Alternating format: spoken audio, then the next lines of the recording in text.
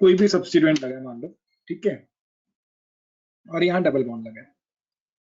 जब हम double bond को नंबरिंग करते हैं, एक चीज थोड़ा ध्यान से समझना, मान लो ये डबल बॉन्ड लगा है, ठीक है, डबल बॉन्ड को अगर हमें नंबर 1 करना है ना, तो डबल बॉन्ड के बाद वाले एटम को नंबर 2 करना होगा, डबल बॉन्ड को इंक्लूड करना होगा, तब हम कह सकते हैं कि डबल बॉन्ड को नंबर 1 मिल गया। क्यों? क्योंकि नंबर 2 एकदम डबल बॉन्ड के बाद आ रहा है, ठीक है। अब मान लो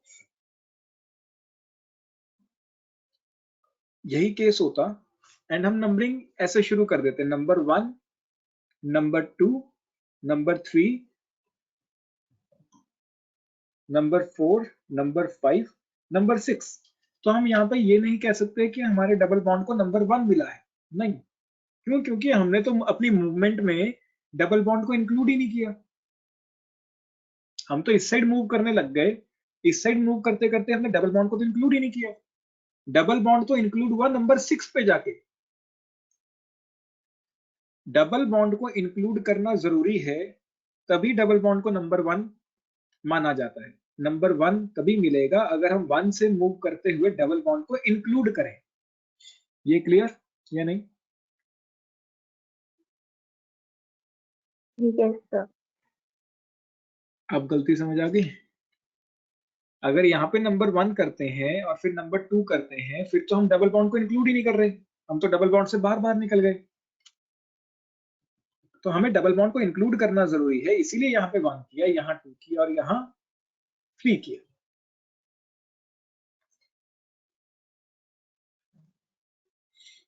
क्लियर है साक्षी? Yes sir. अगला डाउट? तो जो नेक्स्ट अगले वाले क्वेश्चन है सर, उसमें इथाइल जैसे अल्फाबेटिक ऑर्डर में पहले आता है, तो उसको 1 नहीं मिलना चाहिए था।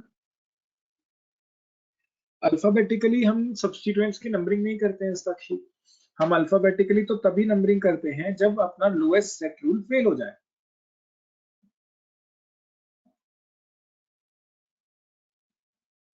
सर वो तो जल्दी हो रहा है। नहीं होगा बच्चे, देखो सबसे पहले लोएस्ट सेट रूल लगाना है।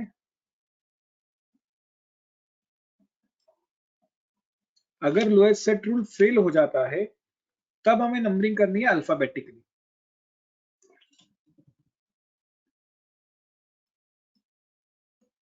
डायरेक्टली कभी भी अल्फाबेटिकली नंबरिंग नहीं करनी है। लिखते हुए अल्फाबेटिकली लिखते हैं, नो डाउट, लिखते हुए अल्फाबेटिकली पहले लिखते हैं, लेकिन नंबरिंग करते हुए लोएस्ट सेट रूल पहले लगेगा। अगर लोएस्ट सेट रूल से आंसर आ जाता है तो वेल एंड गुड, नहीं आता है तो अल्फाबेटिकली नंबरिंग करनी है। अब इसको नंबर 1 देना क्यों ज्यादा सही है? क्योंकि यहाँ पे 2 सब्स्टिट्यूएंट लगे हैं, 1 और 1 पे, फिर अगला सब्स्टिट्यूएंट दिखता है नंबर 3 पे। अगर हम यहां से नंबरिंग करते हैं तब तो ये एक ही सब्स्टिट्यूएंट है ना, और फिर 2 सब्स्टिट्यूएंट्स कहां पे लगे होते? 3 पे। तो सेट 1 1 कॉमन है, 1 3 1 छोटा है, तो येलो वाली नंबरिंग एकदम सही है और ग्रीन वाली नंबरिंग गलत है।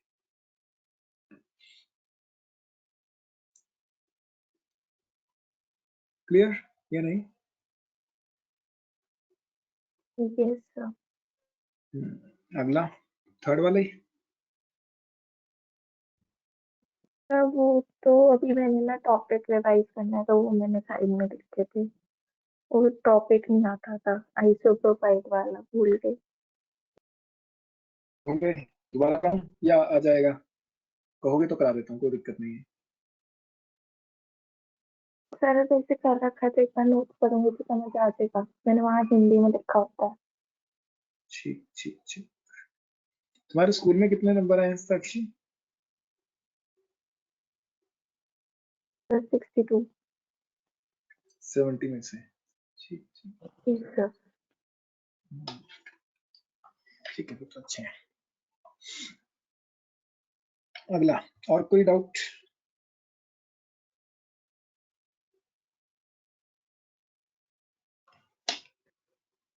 Sir alkyl group with NC का नाम क्या था उसमें फंक्शनल ग्रुप में? अल्कोहलिक ग्रुप विथ नहीं, एल्काइल ग्रुप विद एनसी। आइसोसाइनाइड्स।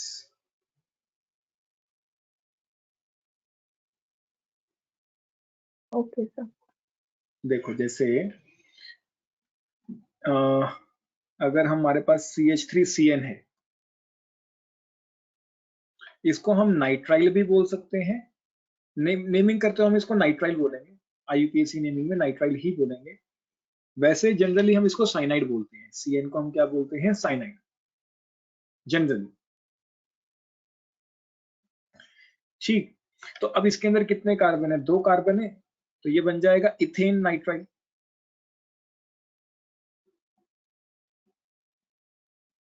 ठीक, लेकिन अगर हमें यही कंपाउंड दिया होता CH3NC, तो इसमें एक ही ग्रुप है, तो ये बनता मिथेन आइसोनाइट्राइल। NC होता आइसोनाइट्राइल, नॉमेनक्लेचर करते हुए इट विल बी आइसोनाइट्राइल। तो मिथेन आइसोनाइट्राइल। Similarly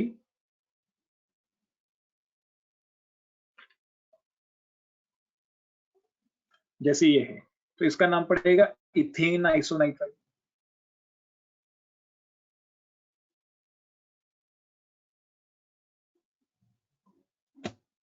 clear? कोई डाउट? No sir. और फिर ईथर की नेमिंग कैसे करते हैं? ईथर की नेमिंग को भी करा देता हूँ, ये लिखो पहले।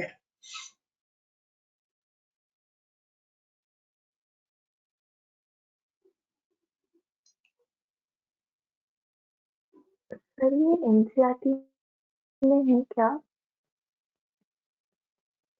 +2 के NCERT में सारे हैं, +1 में नहीं कराते हैं ऐसे, लेकिन अगर हमारे स्कूल में कराएं +2 में, तो क्योंकि हमारी ऑर्गेनिक ही फंक्शनल ग्रुप्स के साथ चलती है। मतलब अभी जैसे +1 में हम एल्केन एल्कीन अल्काइंस पढ़ रहे हैं, +2 में हम पढ़ेंगे सारे फंक्शनल ग्रुप्स के बारे में। तो जब फंक्शनल ग्रुप्स के बारे में पढ़ते हैं तो हर एक का नॉमेनक्लेचर से ही शुरू होता है पहले। मतलब अभी तक हमने जो नॉमेनक्लेचर किया वो बहुत बेसिक है, +2 में एक अलग लेवल पे नॉमेनक्लेचर आता है। तो ये सब +2 में इंक्लूड हो जाते हैं। +1 में कई स्कूल्स कराते हैं, ऐसी बात नहीं है।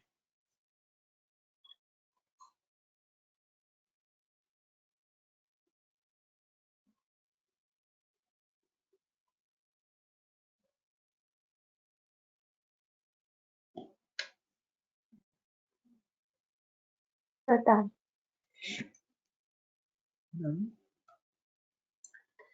उसके बाद आ जाता है ईथर्स का नॉमेनक्लेचर।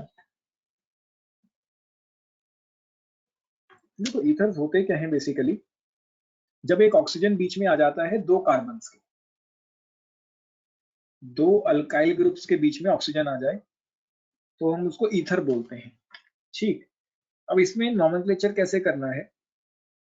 मान लो इसके अंदर कम कार्बन है, लेस नंबर ऑफ कार्बन, इसको तुम ऑक्सीजन के साथ ले जाओगे। जिस अल्काइल ग्रुप में कम कार्बन हैं वो अल्काइल ग्रुप ऑक्सीजन के साथ चला जाएगा। ठीक है, alkyl group with laser number of carbon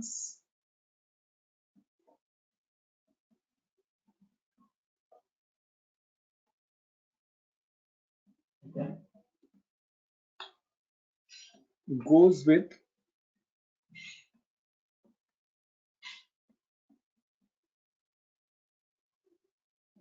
oxygen, and फिर इसको हम नाम दे देते हैं अल्काइल, अल्काइल बोल गया, एल्कोक्सी। इसको हम क्या नाम दे देते हैं? एल्कोक्सी। अब यहाँ पे जो हमने एल्कोक्सी लिखा है, alk must be replaced by meth, eth, so on depending on number of carbons.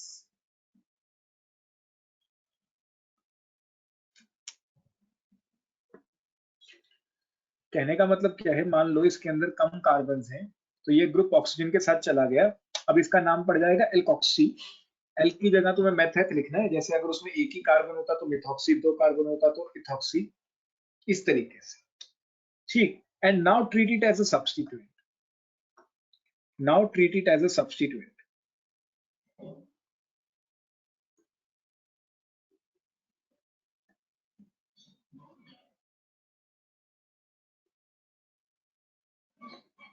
एक एग्जांपल से डिस्कस करते हैं, ज्यादा अच्छे से समझ आएगा।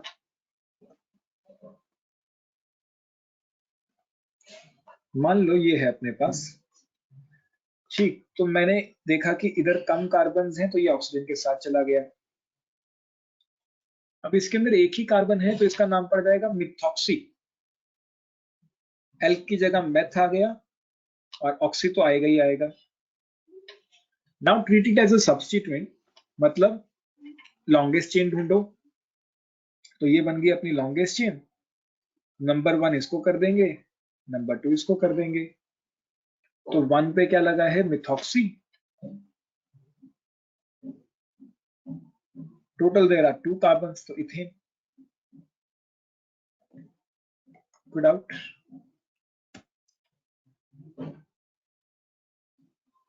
No sir. पहले ये नोट करो, फिर इसके ऊपर कुछ क्वेश्चन और करा।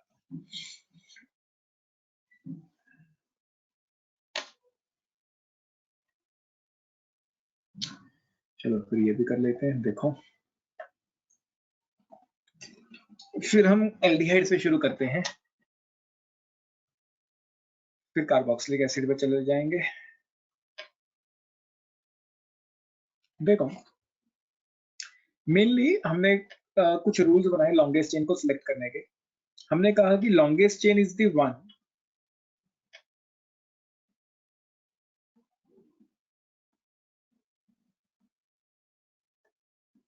which contains maximum number of functional groups. यही कहा था हमने कि लॉन्गेस्ट चेन वो होगी जिसके अंदर सबसे ज्यादा क्या हो, functional groups, irrespective of number of carbons।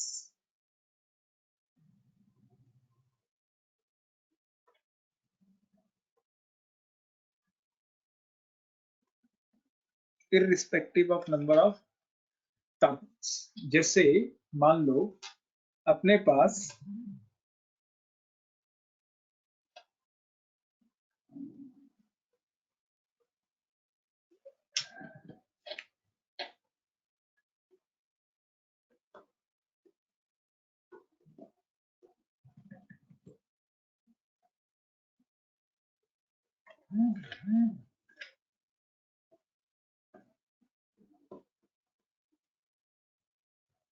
ये कोई कंपाउंड है, तो इसका नॉमेनक्लेचर बताओगे, क्या नेम पड़ेगा UPSC nomenclature?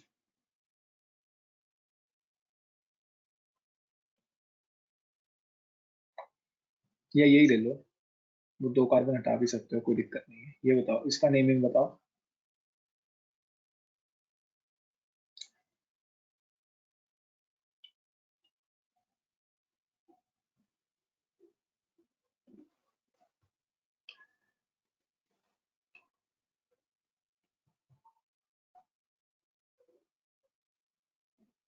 ब्यूट 1,2 air.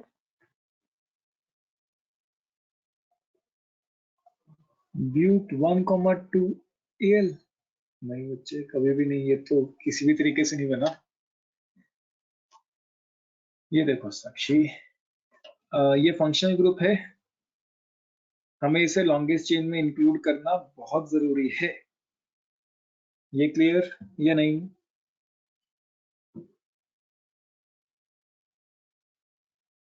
Yes sir. है ना, लॉन्गेस्ट चेन में हम कार्बन को लेते हैं और फिर यहाँ पे फंक्शन ग्रुप में कार्बन है, तो फंक्शन ग्रुप को भी इंक्लूड कर लिया, कार्बन को भी इंक्लूड कर लिया। अब नंबरिंग यहाँ से शुरू कर देते हैं, क्योंकि यहाँ पे एक सब्स्टिट्यूएंट भी दिख रहा है सामने। तो 2 पे लगा है इथाइल, और टोटल देयर आर 4 कार्बन, तो ब्यूट, सिंगल बॉन्ड्स है तो एन, 1,4 डायल। एल्डिहाइड के लिए हम क्या यूज करते हैं? अल। क्लियर?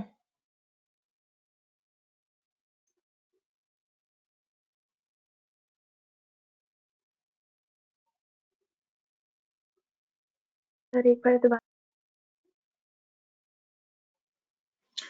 देखो ये लॉन्गेस्ट चेन क्लियर है कि ये लॉन्गेस्ट चेन क्यों आई, यहां से क्यों नहीं गए ऊपर की तरफ जबकि 5 कार्बन आते? देखो हमने ये वाली chain as a longest chain select नहीं की जबकि इसके अंदर 5 कार्बन आ रहे हैं। क्यों? क्योंकि फिर इसमें ये फंक्शनल ग्रुप बाहर रह जाता, ये वाला फंक्शनल ग्रुप इंक्लूड ही ना हो पाता। हमें फंक्शनल ग्रुप को इंक्लूड करना था तो हमने लॉन्गेस्ट चेन ये वाली सिलेक्ट की। ये क्लियर या नहीं? Yes sir. ठीक है। अब हमने नंबरिंग यहां से शुरू की क्योंकि यहाँ पे एक सब्स्टिट्यूएंट दिख रहा था जो यहाँ नहीं था, तो यहाँ से सब्स्टिट्यूएंट को भी छोटा नंबर मिल जाएगा, तो नंबरिंग यहाँ से शुरू कर दी है 1 2 3 4। अब ये एक सब्स्टिट्यूएंट बन गया है 2 कार्बन का जिसको हम इथाइल बोलते हैं। तो 2 पे लगा है इथाइल। टोटल लॉन्गेस्ट चेन में देर आर 4 कार्बन, तो ब्यूट। सिंगल बॉन्ड्स है तो एन। और एल्डिहाइड्स कहाँ कहाँ पे हैं? एक 1 पे और एक 4 पे।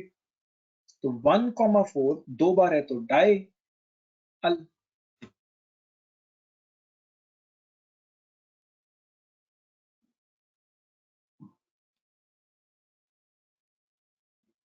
नहीं समझ आया साक्षी? सर आ गया। गया।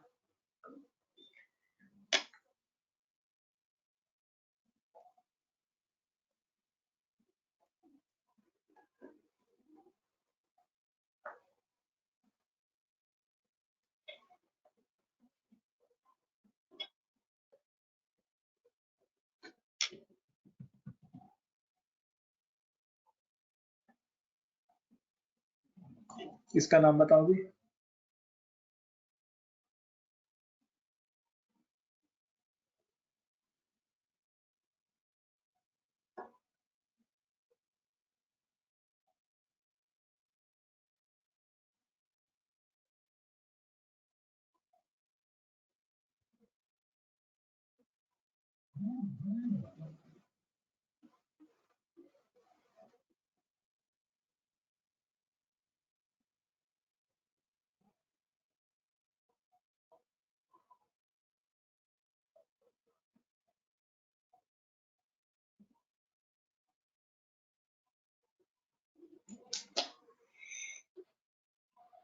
Three comma three dimethyl pent 1,5 diol. अब देखो अगर हम लॉन्गेस्ट चेन में कार्बन को इंक्लूड कर रहे हैं, when carbon of aldehyde is included in longest chain, is included in longest chain,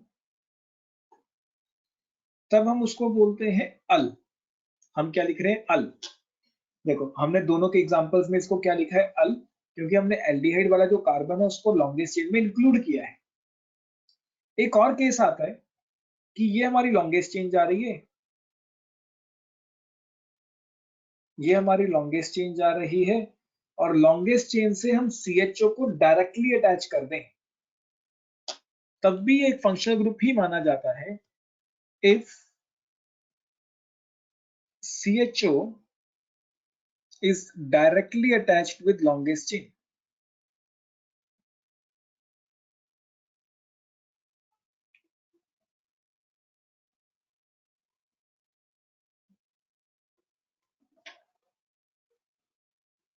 Then also it is considered as a functional group.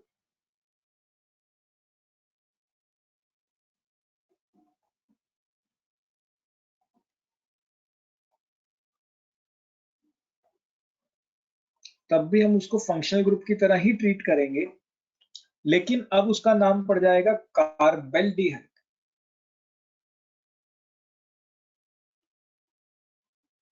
Carbaldehyde. अगर लॉन्गेस्ट चेन से डायरेक्टली अटैच्ड है, if CHO is directly attached to the longest chain, तब भी हम उसे एक functional group की तरह ही ट्रीट करेंगे, जबकि ये कार्बन लॉन्गेस्ट चेन का हिस्सा नहीं है लेकिन ये लॉन्गेस्ट चेन से डायरेक्टली अटैच्ड है, तब हम उसको अल की जगह क्या बोलते हैं, बस कार्बेल्डिहाइड। ये पॉइंट क्लियर?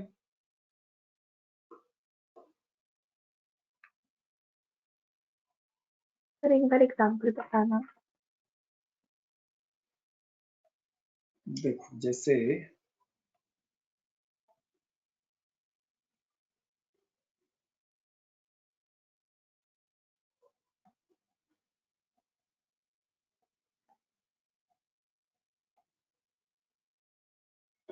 ये कोई कंपाउंड है साक्षी, इस कंपाउंड का नाम बताओगे, ट्राई करोगे?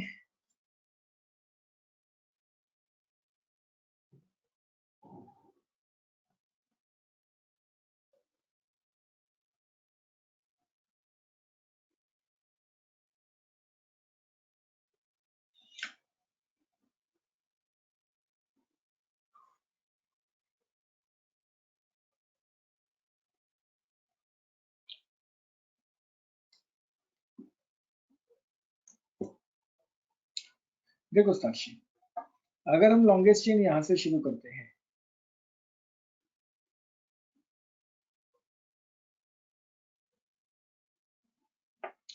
ठीक, और नीचे तक ले जाते हैं और इसको यहाँ पे ऐसे ज्वाइन कर देते हैं, assuming this to be the longest chain, तो हमने दो CHO को तो लॉन्गेस्ट चेन में इंक्लूड कर लिया लेकिन इसको तो बाहर छोड़ दिया।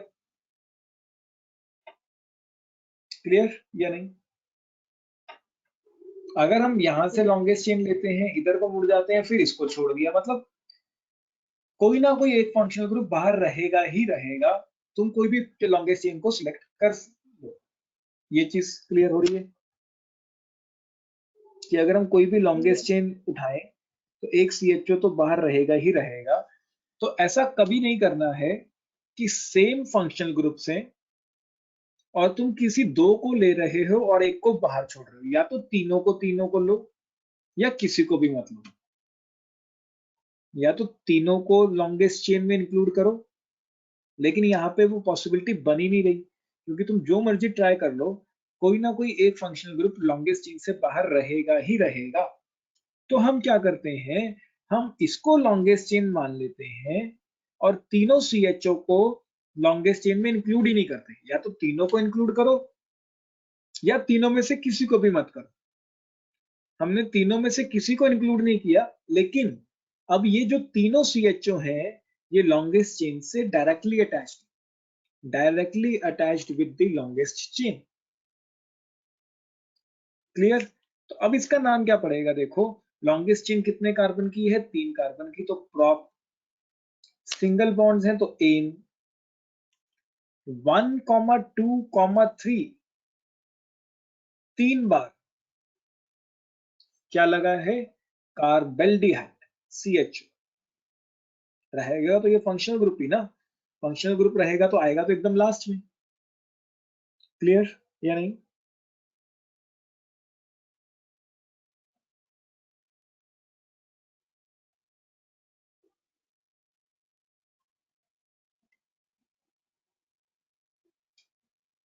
दोबारा समझो एक बार साक्षी, देखो अगर तुम कोई भी लॉन्गेस्ट चेन इंक्लूड बनाने की कोशिश करो तो इनमें से किसी दो के कार्बन को तुम इंक्लूड कर पाओगी, तीसरे को हमेशा ही बाहर रहना पड़ रहा है। तो ऐसा कभी नहीं करना है कि कोई दो लॉन्गेस्ट चेन में आए और तीसरा बाहर रह जाए, जबकि तीनों के तीनों सेम ही है, एल्डिहाइड्स है तीनों के तीनों। तो या तो तीनों को इंक्लूड करो किसी तरीके से या किसी को भी मत करो। तो तीनों को तो इंक्लूड करना पॉसिबल ही नहीं था, तो हमने तीनों को ही बाहर रखा और लिंक कर दिया directly with the longest chain. अब तीनों को बराबरी का दर्जा मिल गया है, ये भी डायरेक्टली लिंक्ड है लॉन्गेस्ट चेन से, ये भी डायरेक्टली लिंक्ड है लॉन्गेस्ट चेन से, ये भी डायरेक्टली लिंक्ड है। तो अपनी लॉन्गेस्ट चेन कितने कार्बन की बनी, 3, और 3 बार 1 2 3 पे 3 बार क्या लगा है, कार्बेल्डिहाइड CHO, मतलब कार्बेल्डिहाइड रहेगा, ये अभी भी फंक्शनल ग्रुप ही। नहीं समझ आया? सर आ गया समझ। करो इसे नोट करो। ये सब प्लस 2 के टॉपिक्स हैं, वैसे मुझे लगता नहीं कि तुम्हारे प्लस 1 में आएंगे, फिर भी खैर कोई बात नहीं, करना तो है, आज नहीं तो कल।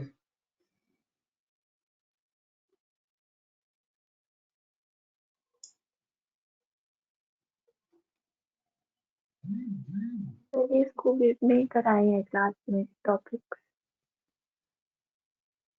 हाँ, या तो फिर तुम्हारे स्कूल में प्लस 2 में वो सब नॉमेनक्लेचर नहीं कराते होंगे ना, ऐसा कुछ कई बार होता है, ऐसा इंस्टीट्यूट्स में भी होता है कि सारा नॉमेनक्लेचर एक बार में करा देते हैं एंड फिर वो चलता जाता है लॉन्ग, चेंजेस करने की जरूरत नहीं पड़ती है बार बार एक तरह से, तो वो ज्यादा सही भी रहता है। मुझे भी सही लगता है कि ठीक है एक बार में कराओ, बार बार चेंजेस नहीं करनी पड़ती है।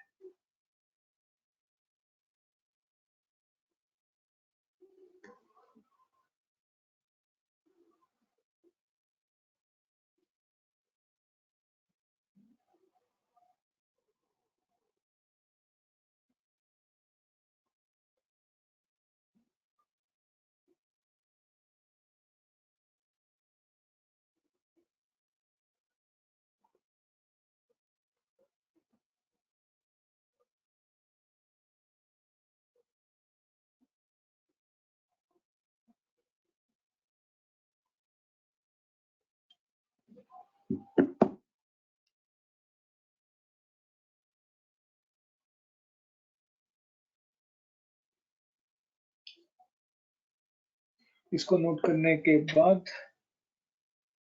मुझे एक क्वेश्चन करके बताना।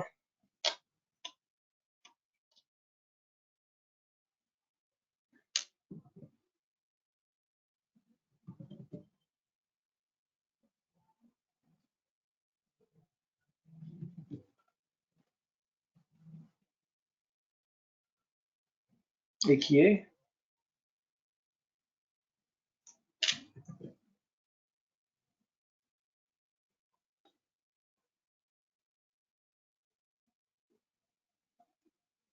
और एक, इन दोनों को ट्राई करना।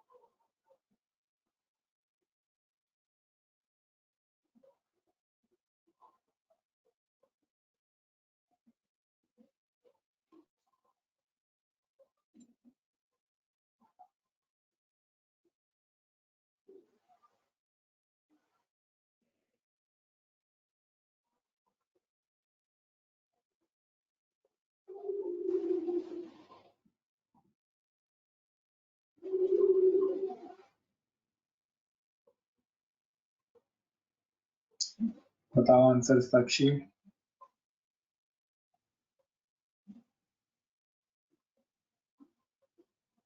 सर पहला तो बेंजल्डिहाइड है शायद।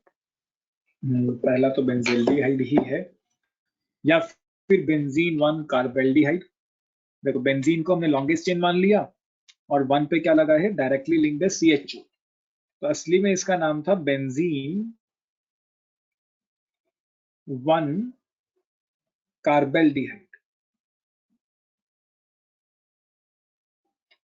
इसीलिए इसको थोड़ा सा शॉर्ट करके क्या बोल दिया जाता है, बेंजेल्डिहाइड।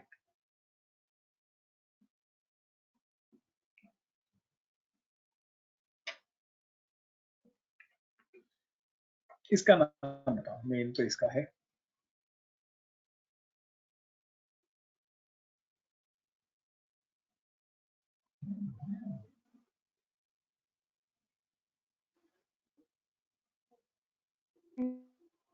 बेंजीन 1,2 डाइकार्बोल्डिहाइड। बिल्कुल, बेंजीन 1,2 डाई कार्बेल्डिहाइड।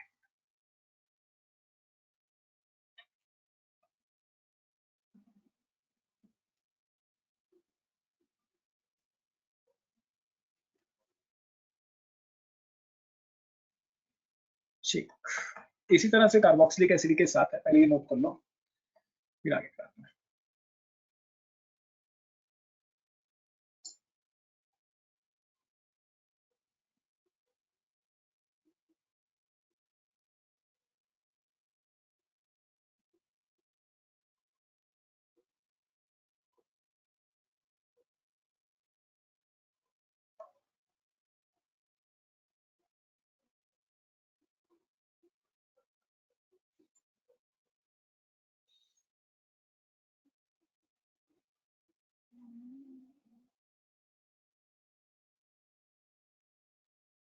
सर सिर्फ फर्स्ट एग्जाम्पल में कार्बोएल्डिहाइड की जगह डायरेक्टली एल्डिहाइड लिख सकते हैं ना?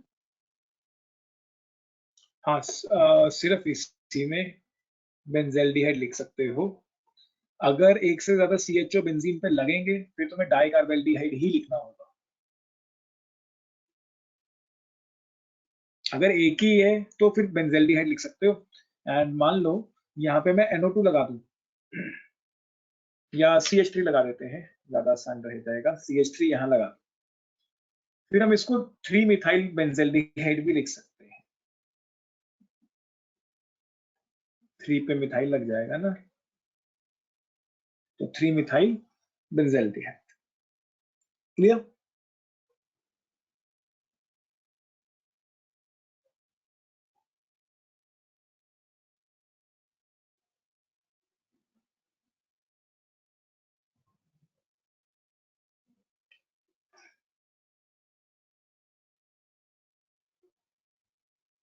नोट करो इसे, फिर अगला कार्बोक्सिलिक एसिड करेंगे।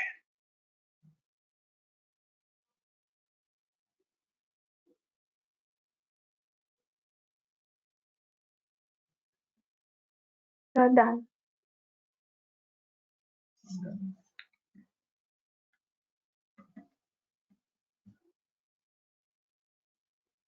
देखो सेम कार्बोक्सिलिक एसिड के साथ है, अगर हम कार्बन इंक्लूड कर ले, if carbon of COOH is included in longest chain,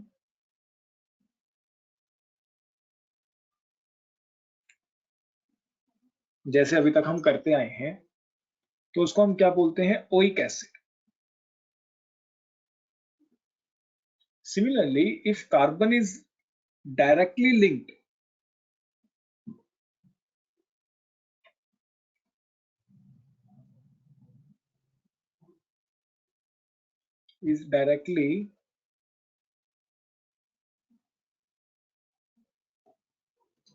to longest chain,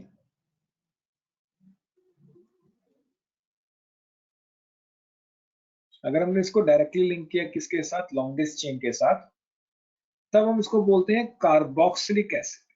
पूरा लिखना पड़ेगा, कार्बोक्सिलिक एसिड। जैसे कि कहने का मतलब क्या है, मान लो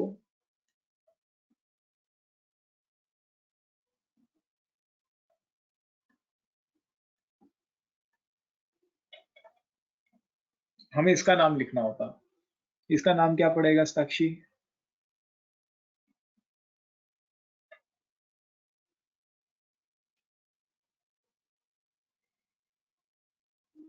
1,2 dioic acid 1,5 1,1,5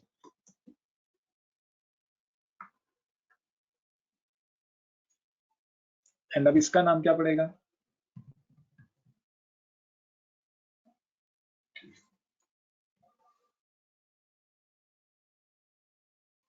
propane 1,2,3 tricarboxylic acid बिल्कुल सही। सेम केस बेंजीन के साथ हो जाएगा। बेंजोइक एसिड हम तब बोलेंगे, वैसे तो वो है बेंजीन 1 कार्बोक्सिलिक एसिड, तो हम उसको प्यार से बेंजोइक एसिड बोल देते हैं अगर एक ही COH है। अगर 2 COH होंगे तो वो होगा benzene 1,2 di carboxylic acid. Clear? दोनों एग्जांपल्स नोट करें ना, बेंजीन वाला भी लिख लेना। एक COH होगा तो बेंजोइक एसिड, बेंजेल्डिहाइड की जगह आ जाएगा बेंजोइक एसिड, फिर यहाँ पे COH बना लो एंड वहां पे आ जाएगा डाई कार्बोक्सिलिक एसिड। करो नोट करो ये सब चीजें। एंड अब स्कूल वाले एग्जांपल्स ट्राई करना जो मैम ने कराया होंगे स्कूल में। अगर नहीं होते हैं तो मुझे बताओ, या अगर कोई डाउट्स हैं कि जो नहीं हो रहे होंगे सॉल्व नोमेनक्लेचर वगैरह तो वो सेंड कर दो, अभी डिस्कस कर लेते हैं। ट्राई किए थे, जो क्वेश्चन थे वो नहीं हुए थे, वो मैंने आपको भेज ही दिए थे। अब मैं बाकी फिर कल कर लूंगी और फिर कल ले लूंगी काम। ठीक है ठीक है।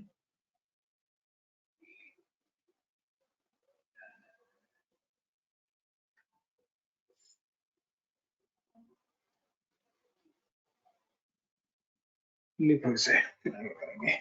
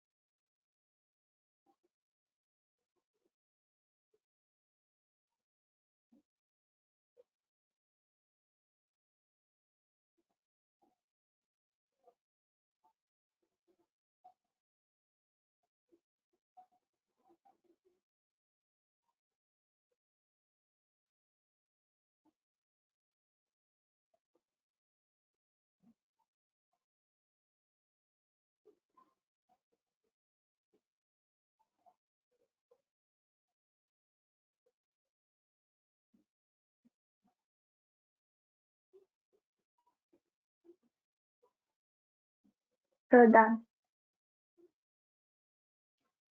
और कोई टॉपिक में डाउट? No sir. ठीक, फिर आगे करते हैं।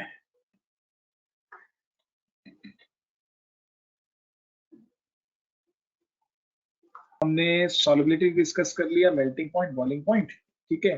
डेंसिटी में क्या करना है? Density is directly proportional to mass.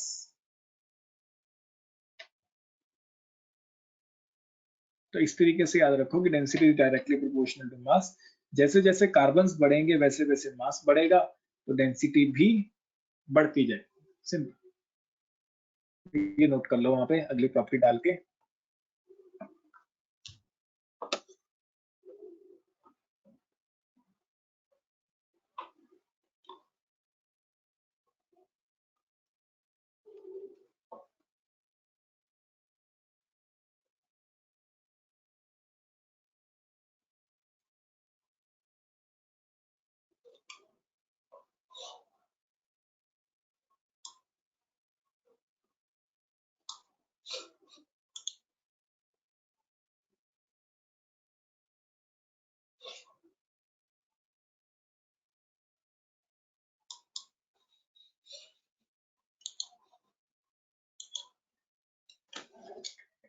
Physical properties खत्म है। इसके बाद हेडिंग डालें केमिकल प्रॉपर्टीज।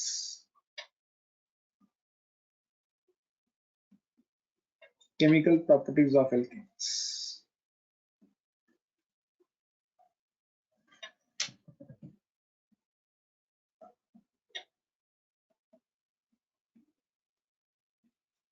साक्षी क्या लगता है एल्केन्स कैसी रिएक्शन शो करना पसंद करेंगे, एडिशन या सब्स्टिट्यूशन रिएक्शंस?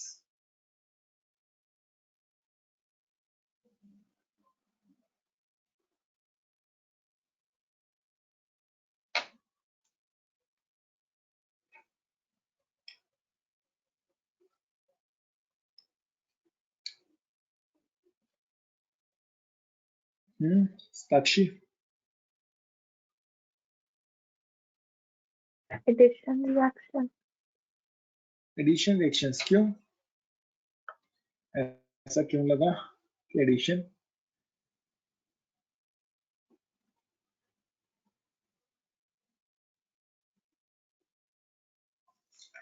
देखो, जितने भी अनसैचुरेटेड कंपाउंड्स होते हैं वो हमेशा एडिशन रिएक्शन शो करते हैं। जितने भी अनसैचुरेटेड कंपाउंड होते हैं वो हमेशा एडिशन रिएक्शन शो करते हैं, ठीक है। लेकिन जितने भी सैचुरेटेड कंपाउंड्स होते हैं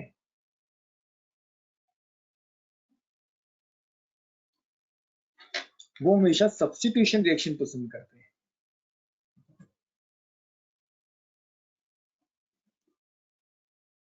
क्योंकि इसमें डबल बॉन्ड तो है ही नहीं जिसको हम तोड़ पाए। इसमें तो सैचुरेटेड बॉन्ड में सिर्फ सिंगल बॉन्ड है।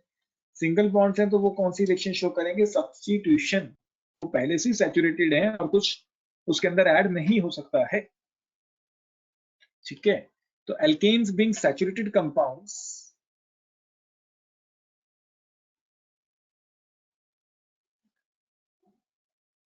alkanes being saturated hydrocarbons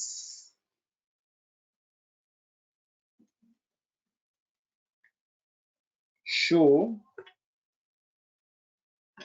only substitution reaction। Alkane सिर्फ और सिर्फ कैसी रिएक्शन शो करते हैं? सब्स्टिट्यूशन रिएक्शंस, क्योंकि वो कैसे होते हैं? सैचुरेटेड कंपाउंड्स इन विच, अब इन सब्स्टिट्यूशन रिएक्शंस में होगा क्या? Hydrogen is replaced by some any other atom और group of atoms, in which hydrogen is replaced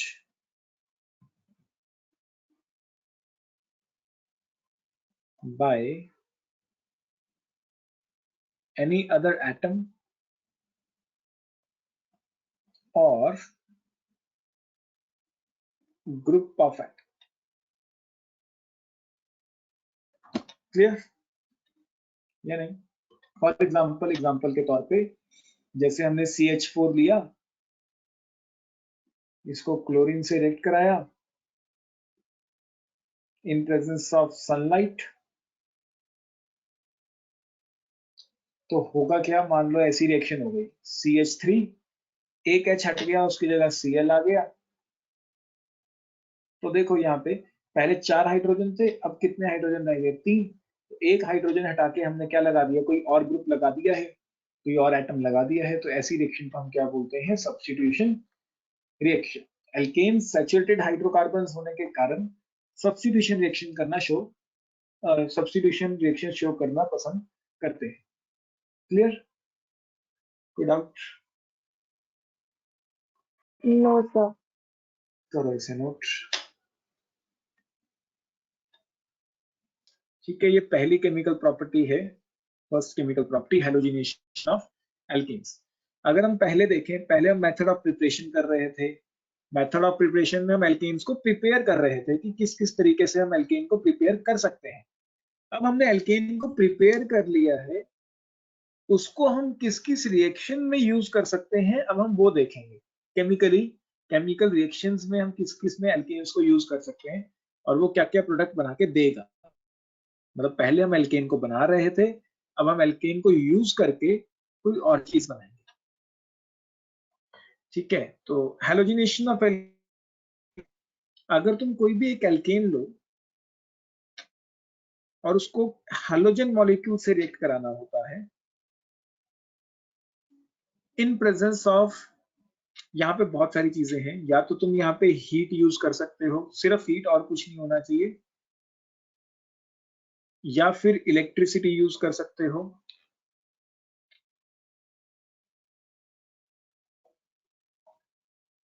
या फिर लाइट यूज कर सकते हो, heat, electricity, light, light in the form of sunlight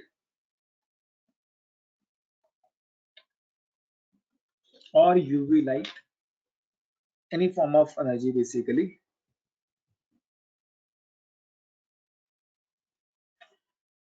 या फिर हम कोई परऑक्साइड यूज कर सकते हैं। क्या यूज कर सकते हैं? परऑक्साइड। परऑक्साइड्स क्या होते हैं ये तो हम थोड़ा सा देख ही चुके हैं रिडॉक्स में, जैसे H2O2 एक परऑक्साइड है। तो बेसिकली इस रिएक्शन में तुम या तो हीट यूज करो या इलेक्ट्रिसिटी यूज करो, हीट, इलेक्ट्रिसिटी, लाइट या परऑक्साइड, मतलब हमें हेल्प यूज करना है। इसको इस तरीके से याद कर सकते हो, हेल्प चाहिए, HELP, heat, electricity, light, peroxide, इनमें से भी एक। तो मिलता क्या है? अल्काइल हलाइड्स हमें मिलते हैं। हमें क्या मिलता है? Alkyl halide along with HX। जो अल्काइल हलाइड है ये हमारा मेन प्रोडक्ट है, और जो HX हम कह रहे हैं दिस इज साइड प्रोडक्ट, मतलब इसकी ज्यादा जरूरत नहीं है अपने को, ये साइड प्रोडक्ट है, साइड प्रोडक्ट कह लो या बाय प्रोडक्ट।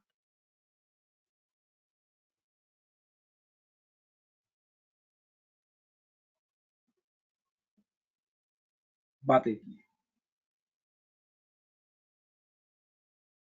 ठीक, एक एग्जांपल से समझते हैं कि कहने का मतलब क्या है। जैसे अभी अभी हमने थोड़ी देर पहले एक एग्जांपल लिखा था CH4, इसको मैंने क्लोरीन से रिएक्ट कराया इन प्रेजेंस ऑफ यूवी लाइट। तो इस रिएक्शन में होता क्या है बच्चों? बस हाइड्रोजन को रिप्लेस कर देना है किससे? हैलोजन से।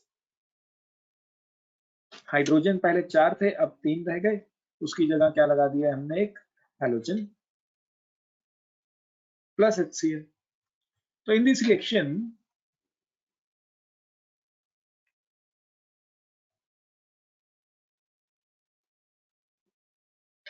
hydrogen is replaced by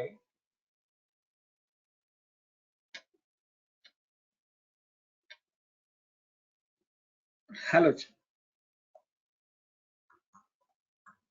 note करें से।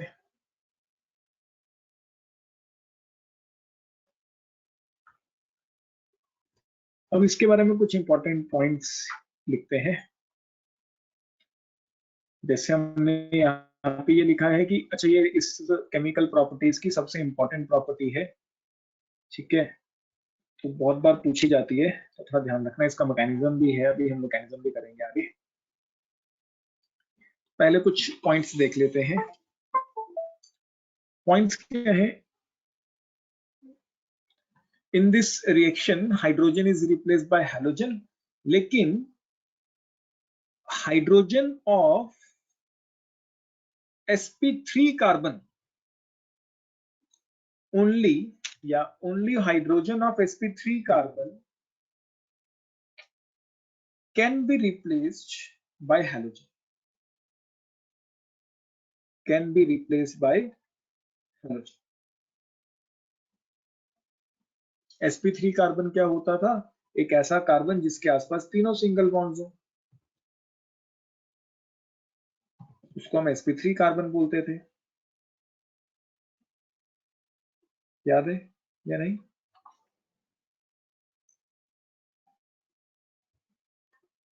कहने का मतलब इसके अंदर जैसे CH2 double bond CH CH3 अगर हम इस रिएक्शन को क्लोरीन से रिएक्ट कराएं इन प्रेजेंस ऑफ एनर्जी, एनर्जी को मैं एच न्यू लिख देता हूँ, ठीक है। हमने तो बेसिकली ऊपर various form of energy use किया ना, हीट, इलेक्ट्रिसिटी, लाइट और ऑक्साइड, तो इसको हम एच न्यू लिख लेते हैं। एच न्यू मतलब एनर्जी इन एनी फॉर्म। तो बताओ कि साक्षी क्या प्रोडक्ट बनेगा और उसका नाम क्या होगा?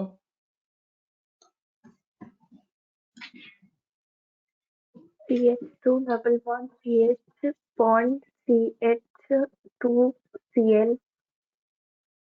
एंड नाम इसका?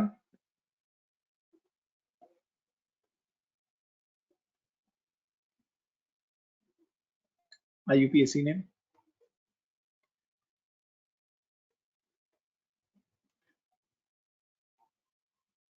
ये sp3 कार्बन था, इसको हमने रिप्लेस कर दिया, इसके हाइड्रोजन को रिप्लेस कर दिया Cl से, बाकी कोई sp3 नहीं था, तो काम चल गया। लेकिन इसका नाम क्या होगा? 3-fluoropropene। 3-fluoropropene, बिल्कुल सही। करो नोट। पहला तो यही कि सिर्फ sp3 कार्बन को हम रिप्लेस कर सकते हैं विद हैलोजन, sp3 कार्बन वाले हाइड्रोजन को और कोई रिप्लेस नहीं कर सकते हैं।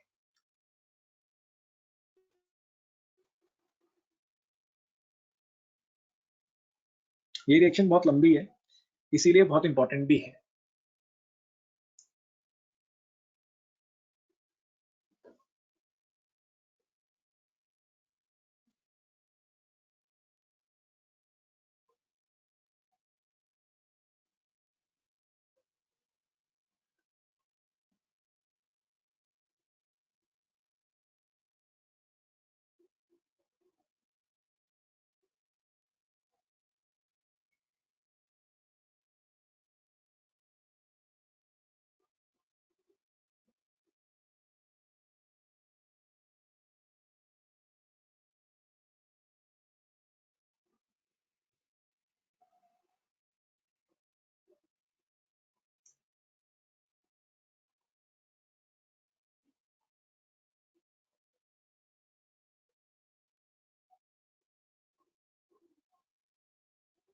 डन।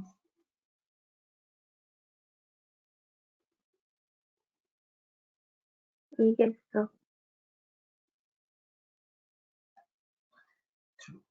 अगला पॉइंट इसी में, इंपॉर्टेंट पॉइंट्स में, only one hydrogen can be replaced by halogen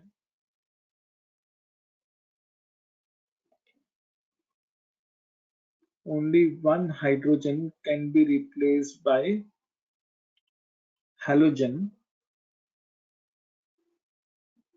at a time। कहने का मतलब क्या है कि मान लो अपने पास CH4 है और हम रिएक्शन कराते हैं Cl2 के साथ, एक टाइम पे एक ही हाइड्रोजन बाहर जाएगा, एक से ज्यादा हाइड्रोजन बाहर नहीं जाएंगे, लेकिन ये रिएक्शन बार बार चलती जाएगी। अगर तुम चाहो तो तुम दूसरे हाइड्रोजन को रिप्लेस कर सकते हो सेकेंड स्टेप में। ऐसा नहीं है कि सेकेंड हाइड्रोजन को हम रिप्लेस ही नहीं कर सकते, कर सकते हैं, लेकिन उसके लिए रिएक्शन दोबारा से करवानी पड़ेगी। तो अब 2 हाइड्रोजन रह जाएंगे और 2 क्लोरीन आ जाएंगे। तुम चाहो तो तीसरे हाइड्रोजन को भी रिप्लेस कर सकते हो, लेकिन उसके लिए थर्ड टाइम रिएक्शन करानी पड़ेगी। तो अपने पास आ गया था CH2Cl2। अगर हम इसको फिर से रिएक्ट कराएं तो CHCl3 आ जाएगा।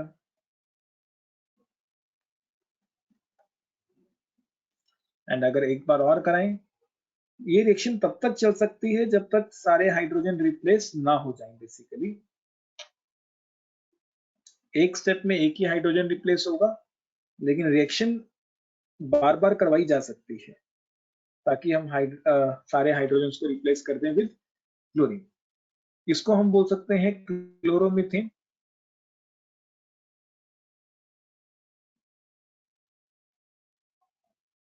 इसको हम बोलते हैं डाइक्लोरोमीथेन।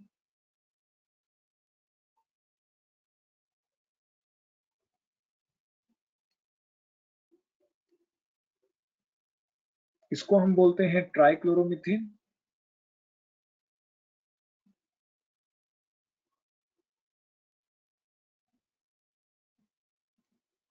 एंड इसका एक नाम है, कुछ आइडिया इसके बारे में, जो इसका कॉमन नेम है साक्षी?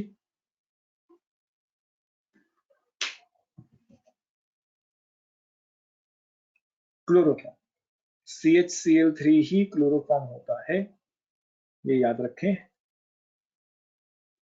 और this is टेट्राक्लोरोमीथेन।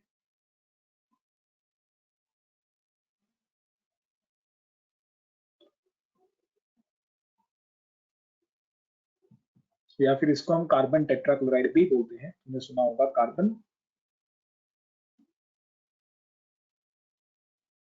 Tetrachloride.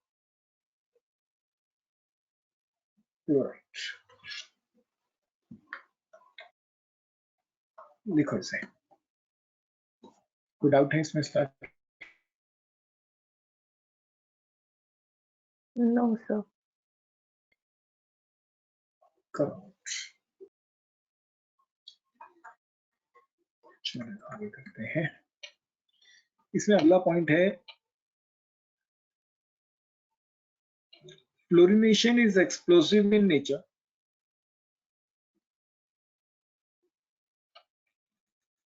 Fluorination is explosive in nature and hence not carried out. And hence not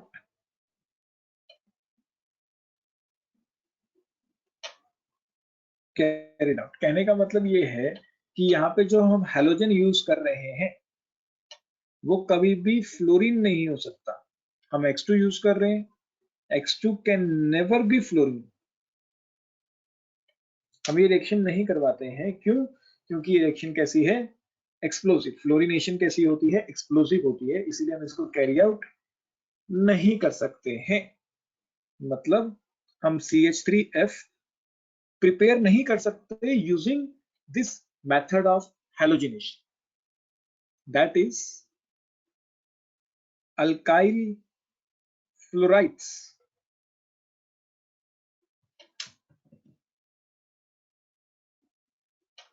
can not be prepared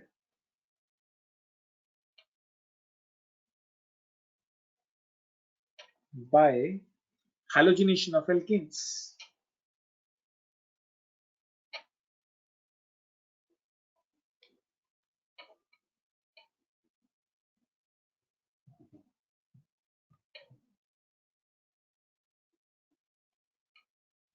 clear या नहीं?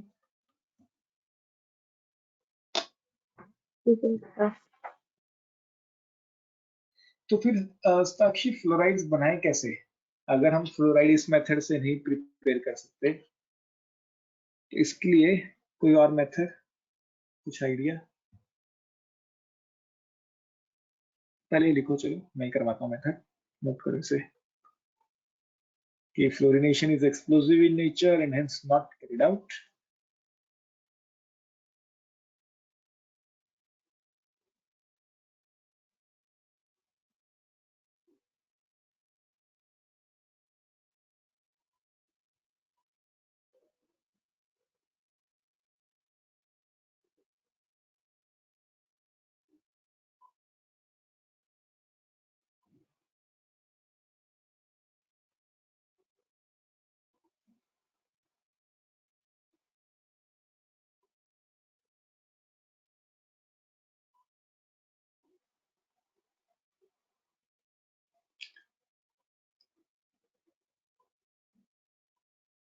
Done.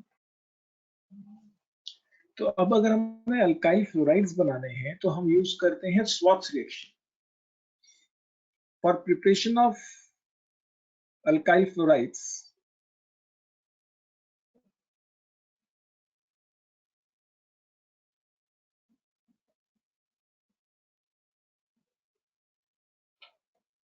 For preparing alkyl fluorides, Schwartz reaction is used. SWARTS. Schwartz reaction is used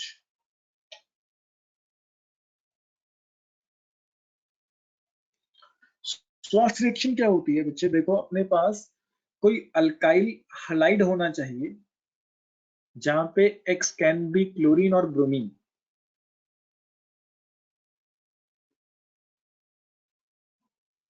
और अगर हम इसको react कराते हैं with Hg2F2,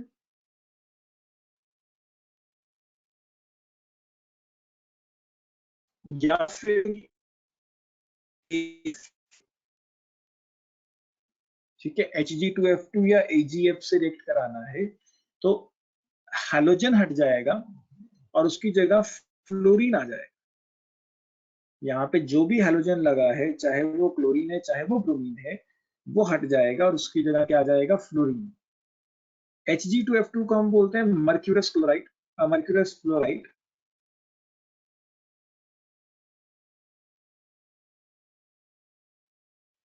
और silver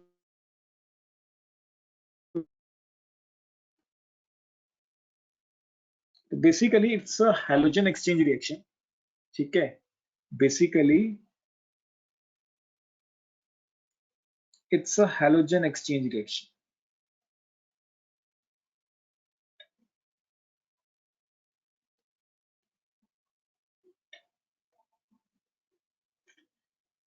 कहने का मतलब क्या है कि ठीक है, हम फ्लोरीन डायरेक्टली हैलोजिनेशन से नहीं बना सकते, क्लोराइड्स डायरेक्टली हैलोजिनेशन से नहीं बना सकते, तो क्या हुआ, क्लोराइड या ब्रोमाइड तो बना सकते हैं।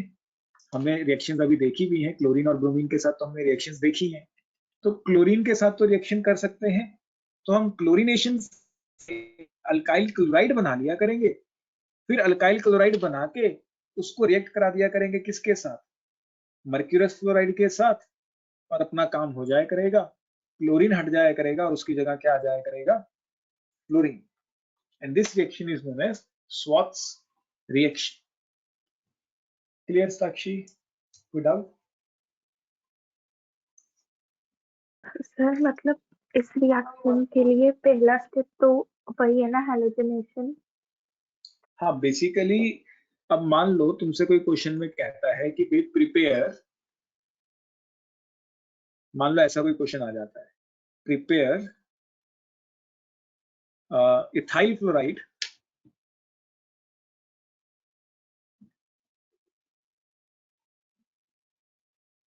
From ethane.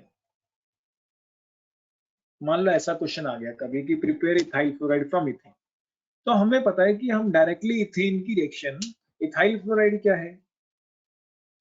ये इथेन है, इथेन से हमें बनाना क्या है? Ethyl fluoride. इथाइल मतलब C2H5, साथ में हमें फ्लोरीन लगाना है, तो हमें पता है हम इसको डायरेक्टली फ्लोरिनेशन तो करवा नहीं सकते। क्यों नहीं करा सकते? क्योंकि वो एक्सप्लोसिव है। तो हम क्या करते हैं, हम इसको पहले रिएक्ट करा देते हैं क्लोरीन के साथ। हम इसको पहले रिएक्ट करा देते हैं किसके साथ? क्लोरीन के साथ, in presence of some energy source. तो हाइड्रोजन हटके क्या आ जाएगा? क्लोरीन। एक बार क्लोरीन आ गया, फिर मैं उसको रिएक्ट करा सकता हूं किसके साथ? मर्क्यूरस फ्लोराइड के साथ। जब मैं मर्क्यूरस फ्लोराइड के साथ उसको रिएक्ट कराऊंगा, तो Cl हटके क्या आ जाएगा? F। Cl will be replaced by F। Clear? Directly we cannot prepare, indirectly we can prepare। आया समझ या नहीं? ठीक है सर। तुम डायरेक्टली फ्लोरिनेशन नहीं करवा सकते हो, लेकिन क्लोरिनेशन करवा के क्लोरीन कंपाउंड बना लो, या ब्रोमिनेशन करा के ब्रोमीन वाला कंपाउंड बना लो, फिर उसको Hg2 रिएक्ट करा दो, एंड यहाँ पे जो भी आपके पास होगा क्लोरीन या bromine, that will be replaced by chlorine. करो।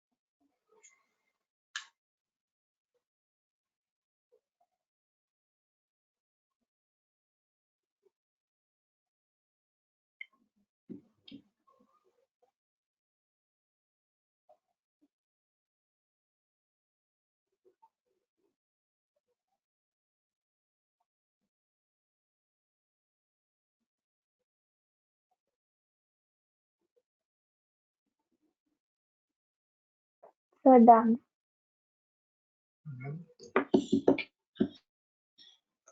तो इसके बाद है क्लोरीनेशन के बारे में कुछ पॉइंट्स। अब देखो, फ्लोरिनेशन हम कर नहीं सकते, फ्लोरिनेशन हम कर तो सकते हैं लेकिन हम उसे भी प्रेफर नहीं करते हैं। Chlorination is also not preferred. Chlorination can take place, ऐसा नहीं है कि होती नहीं है, can take place but it's not preferred. हम इसको प्रेफर नहीं करते ज्यादा, because it is non selective in nature. इसका रीजन क्या है? Because it is non selective in nature. Non selective in nature का मतलब क्या है साक्षी? बेसिकली अगर हम बात करें नॉन सेलेक्टिविटी की, पहले लिख लेते हैं कि मतलब क्या है, फिर रिएक्शन के थ्रू समझाऊंगा तभी समझ आएगा। That is hydrogen of all available sp3 carbon can be replaced by halogen, leading to the formation of mixture of products,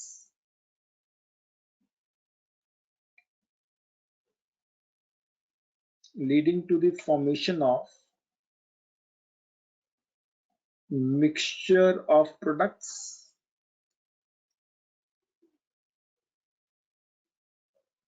and hence yield of required product is very low.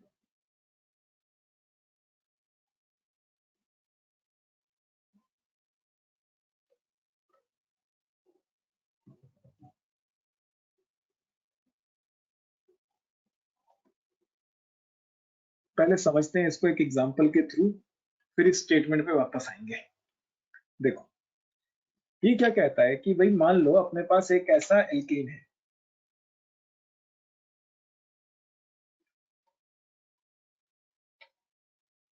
और मैंने इसकी chlorination कराई, क्योंकि chlorination हो तो सकती है, ऐसा तो है नहीं कि क्लोरीनेशन नहीं होती है।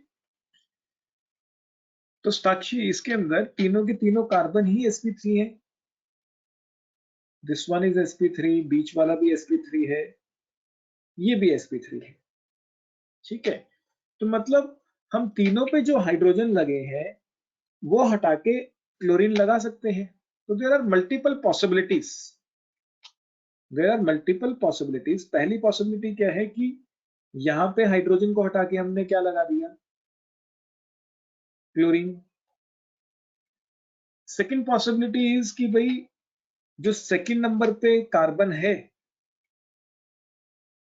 उसको हटा के हम क्या लगा दें? क्लोरीन लगाना था हमने। हाइड्रोजन को हटा के हमने क्या लगा दिया? क्लोरीन।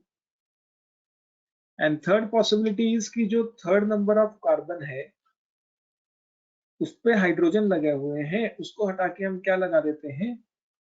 क्लोरीन लगा देते हैं। There are multiple number of possibilities. इन सब के नाम बताओगी साक्षी?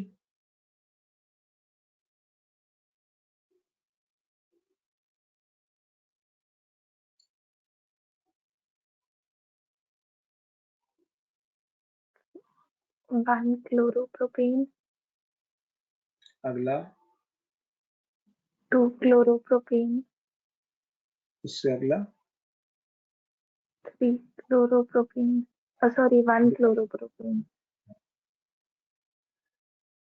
2 chloropropane, and this is 1 chloropropane। 1 chloropropane तो साक्षी हम पहले ही बना चुके हैं, है ना? तो मतलब ये एक नया प्रोडक्ट नहीं है, ये एक नया प्रोडक्ट नहीं है, पहला पॉइंट। ये क्लियर? इसको तो हम हटा सकते हैं क्योंकि ये पहले ही बन चुका है, ये तो बस एक उसकी मिरर इमेज है एक तरह से देखा जाए। तो बेसिकली हमने क्या दिखा देखो अगर तुम्हें दो मेथड हैं इस रिएक्शन को समझने के, या तो हर एक कार्बन जो sp3 है उस पे जो हाइड्रोजन लगा है उसको हटाओ, क्लोरीन लगाओ एंड उसका नाम लिख लो। जितने डिफरेंट नाम के प्रोडक्ट्स मिलेंगे उतने प्रोडक्ट्स मिलेंगे। अगर नाम सेम है तो वो नया प्रोडक्ट नहीं है। जैसे यहाँ पे नाम सेम था तो ये नया प्रोडक्ट नहीं है। तो in this reaction there are two products, one chloropropane and two chloropropane. ठीक है, दो प्रोडक्ट्स हैं तो मिक्सचर ऑफ प्रोडक्ट मिलेगा, mixture of products will be obtained. तो मान लो हमें तो बनाना था सिर्फ वन क्लोरोप्रोपेन, लेकिन अब साथ में बनेगा क्या, टू क्लोरोप्रोपेन। तो दोनों 50-50% इक्वली प्रोबेबल है। जितनी प्रोबेबिलिटी इसकी है उतनी ही प्रोबेबिलिटी इसकी भी है। तो जो रिक्वायर्ड प्रोडक्ट है उसकी यील्ड, उसकी अमाउंट क्या हो जाएगी, कम हो जाएगी।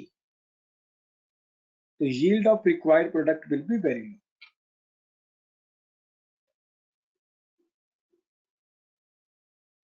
आया समझ या नहीं?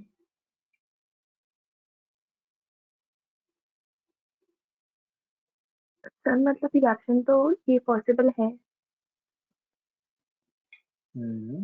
रिएक्शन पॉसिबल है लेकिन नॉन सेलेक्टिव है। नॉन सेलेक्टिव मतलब जितने भी sp3 कार्बन हुआ करेंगे उन सब पे एक एक करके हमें हाइड्रोजन को हटाना हुआ करेगा और क्लोरीन को लगाना पड़ेगा।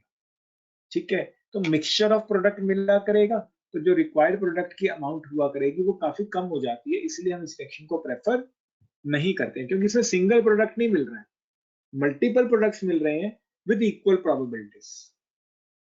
तो जो रिक्वायर्ड प्रोडक्ट है उसकी यील्ड क्या हो जाती है, काफी कम हो जाती है। क्लियर? Yes sir. एंड अब ये कितने प्रोडक्ट्स मिलेंगे ये देखने के दो तरीके हैं। एक तो हाइड्रोजन हटा के क्लोरीन लगाओ जैसे हमने यहाँ लगाया, सबका नाम लिखो। अगर नाम सेम है तो वो नया प्रोडक्ट नहीं है, अगर नाम डिफरेंट है वो तो नया प्रोडक्ट। या फिर थोड़ा सा एनालिसिस करो कि ये कार्बन और ये कार्बन एक जैसा है, क्योंकि बीच में एक तरह से सिमिट्री है, इसको मैं बीच में से काट सकता हूँ। ऐसे भी थोड़ा सा देख सकते थे कि दो कार्बन आइडेंटिकल है एंड दिस कार्बन इज थोड़ा सा डिफरेंट। तो दो तरह के डिफरेंट कार्बन हैं, एक जिसको मैंने रेड सर्कल से मार्क किया है, एक जिसको ब्लू सर्कल से मार्क किया है। तो there are two different type of carbons. ये दोनों आइडेंटिकल हैं, ये डिफरेंट। तो there are two different type of carbon, तो two different type of products will be obtained. क्योंकि इस क्वेश्चन में ऐसे, इस टॉपिक पे ऐसे क्वेश्चन आएंगे कि कितने प्रोडक्ट्स बनेंगे बताओ, ऐसे वो भी हम क्वेश्चन डिस्कस करते हैं, पहले इसे नोट करो।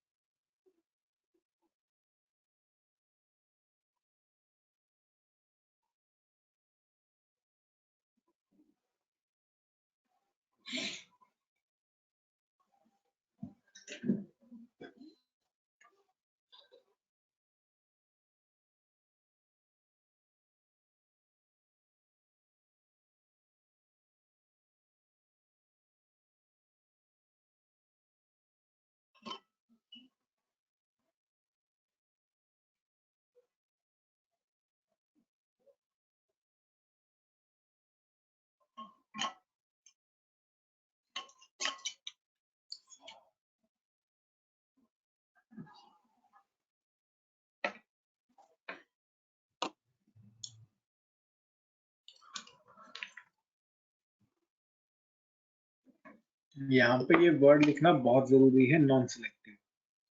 तो इसको स्किप मत करना, नॉन सिलेक्टिव आंसर में आना चाहिए, तभी पूरे नंबर मिलते हैं इसमें।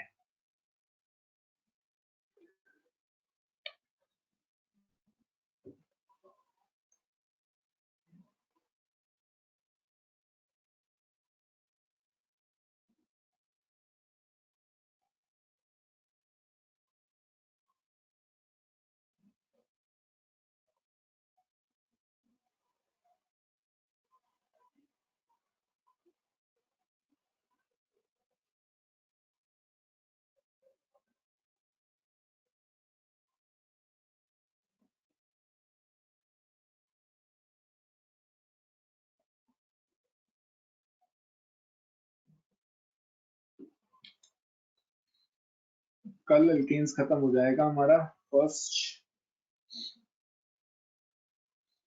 फिर अल्काइन एल्कीन्स को टाइम लगेगा, अल्काइंस को टाइम नहीं लगेगा, एल्कीन्स को टाइम लगेगा। कल 17 तारीख हो गई, 18, 19, 20, 3 दिन एल्कीन्स को लगा के चलो, मिनिमम 3 से 4 दिन लगा के चलो, 30 तक जाएगा ये चक्कर। मुझे नहीं लगता कि 25-26 तक खत्म हो भी सकता है, 25-26 तक शायद।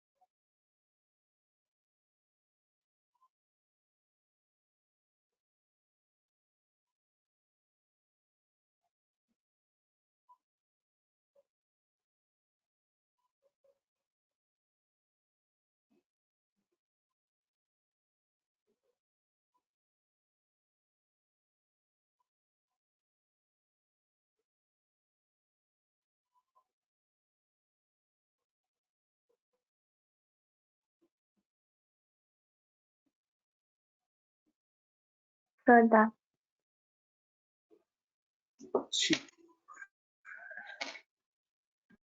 एक दो क्वेश्चन करते हैं पहले इसी पे, फिर आगे करेंगे। How many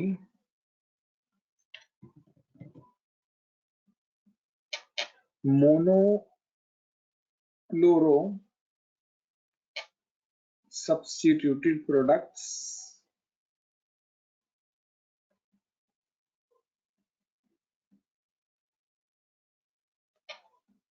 can be obtained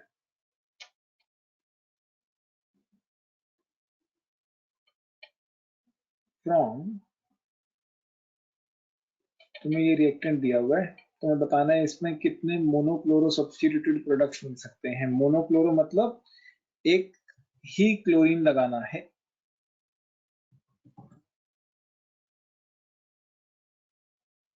ये रिएक्टेंट है, इसमें हाइड्रोजन हटा के क्लोरीन लगाना है। मोनोक्लोरो प्रोडक्ट कितने प्रोडक्ट्स मिल सकते हैं? करो ट्राई।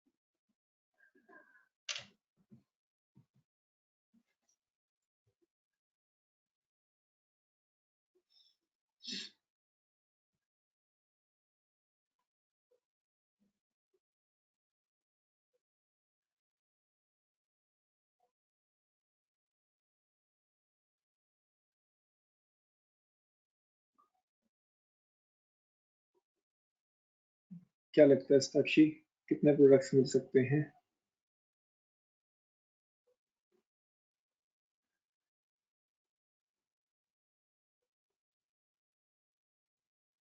सर 4 4 1 2 3 4 कैसे?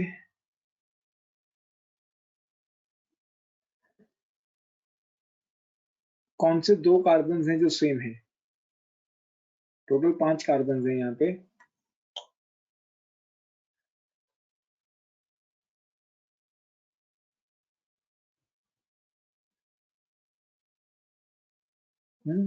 कौन कौन से 4 प्रोडक्ट्स साक्षी?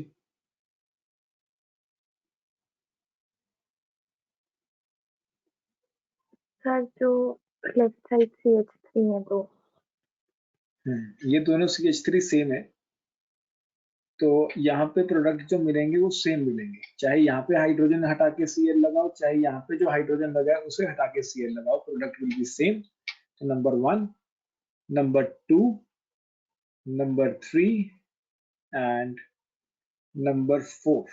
तो 4 डिफरेंट प्रोडक्ट्स अपने को देखने को यहाँ पे मिल सकते हैं। ठीक। नियोपेंटेन, नियोपेंटेन में कितने डिफरेंट प्रोडक्ट्स मिल सकते हैं साक्षी? नियोपेंटेन का स्ट्रक्चर उम्मीद है याद होगा।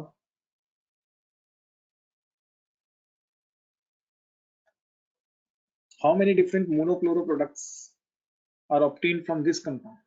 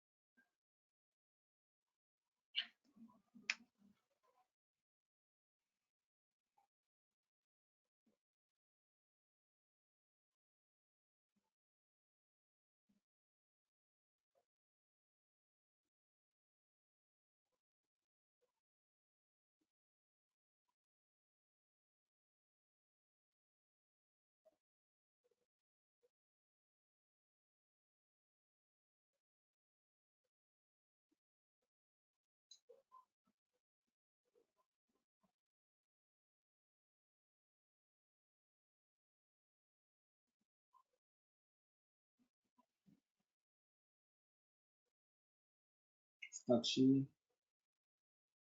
सर 2 2 कैसे?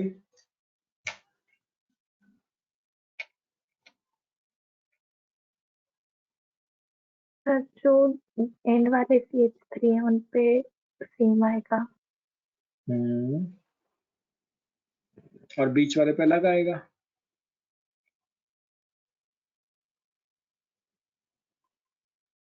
सर बीच वाले पे तो आएगा नहीं, उस पे हाइड्रोजन है ही नहीं। तो फिर 2 कैसे? सर 1 एक सिंगल प्रोडक्ट। ये बहुत बार पूछते हैं ये वाला क्वेश्चन। क्वेश्चन कैसे पूछते हैं? तुम्हें कंपाउंड दे देंगे कि भाई एक कंपाउंड है जिसका मॉलिक्यूलर फॉर्मूला है C5H12। क्वेश्चन इस तरीके से पूछा जाता है कि एक कंपाउंड है जिसका मॉलिक्यूलर फॉर्मूला वो सिंगल ऑन क्लोरिनेशन, उसका स्ट्रक्चर बताओ। तो उसका स्ट्रक्चर क्या है? नियोपेंटेन। इसको तो याद कर लो अच्छे से कि अगर कोई कहे कि कंपाउंड है जिसका मॉलिक्यूलर फॉर्मूला C5H12 है, वो सिंगल मोनोक्लोरो सब्स्टिट्यूटेड प्रोडक्ट दे रहा है, सिंगल मोनोक्लोरो सब्स्टिट्यूटेड प्रोडक्ट दे रहा है, तो 100% एश्योर्ड है कि फॉर्मूला क्या है? नियोपेंटेन का स्ट्रक्चर है। एक लास्ट क्वेश्चन और छोटा सा।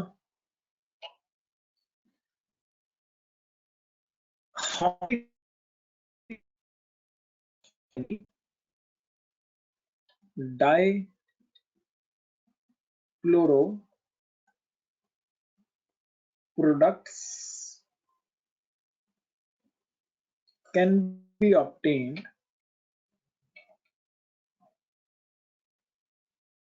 From propane.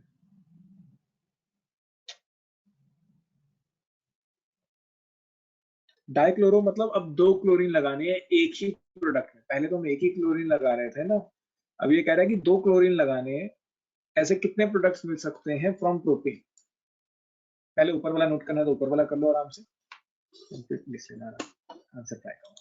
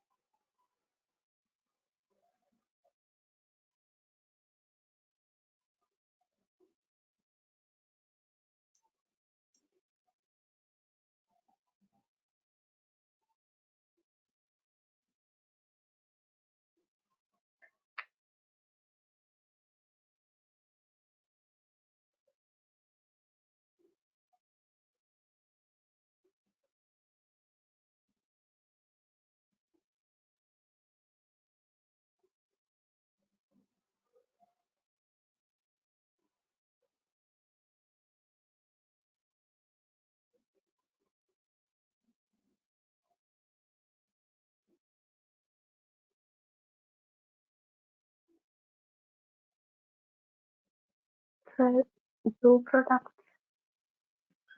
दो प्रोडक्ट्स कैसे?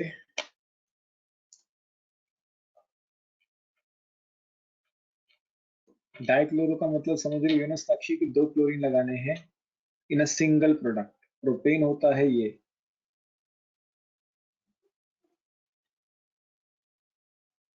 कौन कौन से दो प्रोडक्ट्स, इनका नाम बताओगी साक्षी जो तुमने बनाए हैं?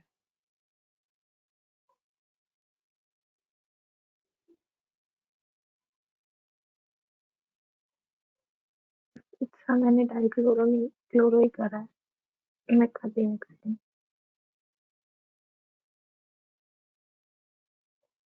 डाइक्लोरो तो बने होंगे लेकिन कौन कौन से? एक तुमने जहां तक मुझे आइडिया है बनाया होगा, कौन से बनाए होंगे तो?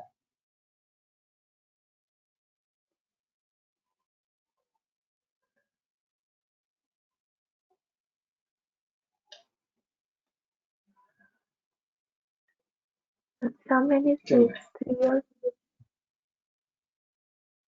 बोलो बोलो बोलो।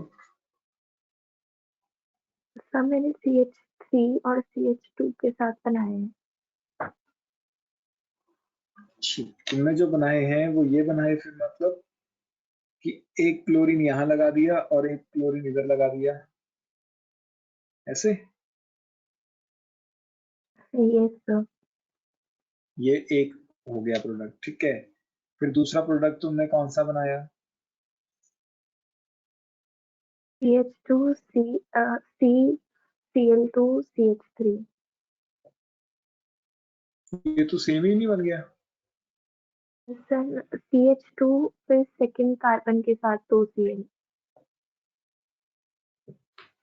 मतलब यहाँ पे कुछ नहीं जोड़ा और सेकंड कार्बन पे दोनों क्लोरीन जोड़ दिए। ये सर ठीक,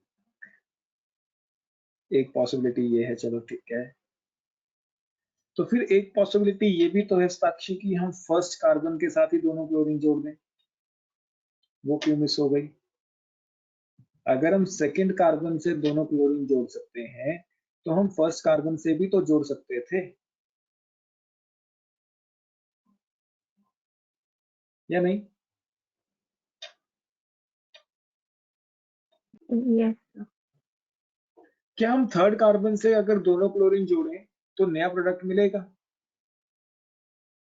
नो सर। वो नहीं मिलेगा।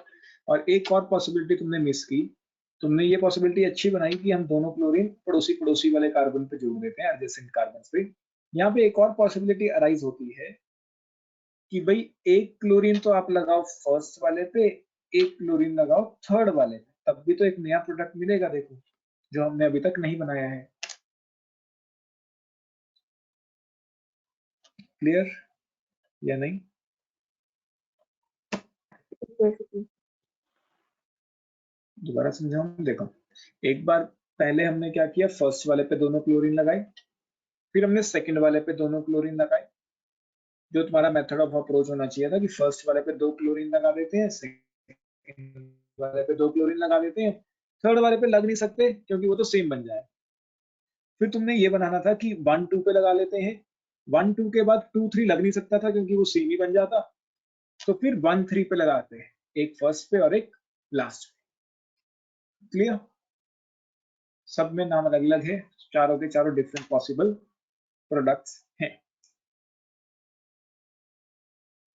यस सर किया।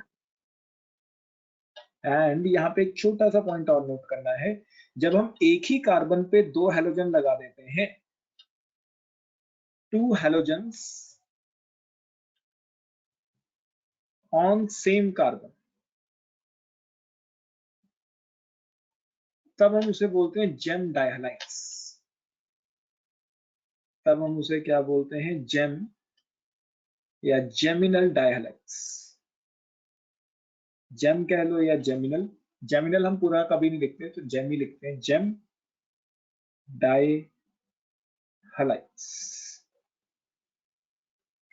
तो ये भी जेम डायहलाइड है, ये भी जेम डायहलाइड है, क्योंकि हमने एक ही कार्बन पे 2 हैलोजन लगा दिए। एंड जब हम 2 कार्बन पे हैलोजेंस ऑन एडजेसेंट कार्बन, ऐसे लिख लो, हैलोजेंस ऑन एडजेसेंट कार्बन, जैसे यहां पे हुआ, एडजेसेंट कार्बन थे पड़ोसी पड़ोसी, उस पे हमने हैलोजन लगा दिया, तो उसको हम बोलते हैं विसिनल डायहलाइड्स। विसिनल डायहलाइड्स।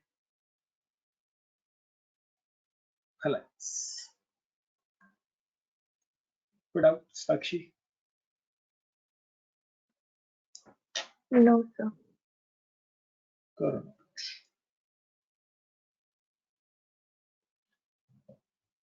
आज तो नहीं खत्म होगी, रिएक्शन मैकेनिज्म भी पड़ा है अभी, तो कल ही कंटिन्यू करेंगे।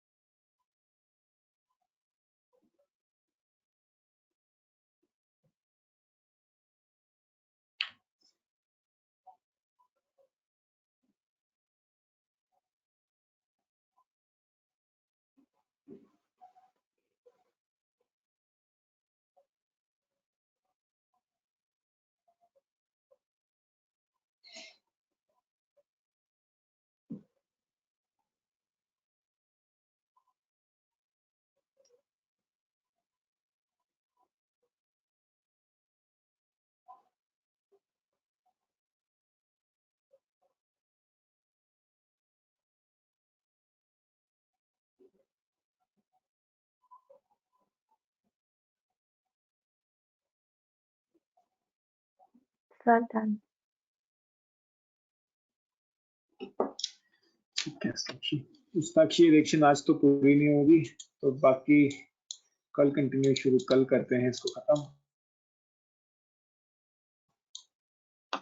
ठीक है, तुम इसको पढ़ लेना एक बार जितना किया है, नॉर्मल टीचर भी एक बार चेक कर लो, कोई डाउट्स आते हैं तो फिर मैं कर ले लूंगा। ठीक है? हाँ सर, कृतिका ने ना एक क्वेश्चन दिया था, उसको उसका सॉल्यूशन चाहिए। पेपर कौन सा भेजा है, क्वेश्चन भेजा मुझे? सर मैंने आपको सेंड किया है, उस ज्योतिका को ना उस क्वेश्चन का सोल्यूशन चाहिए।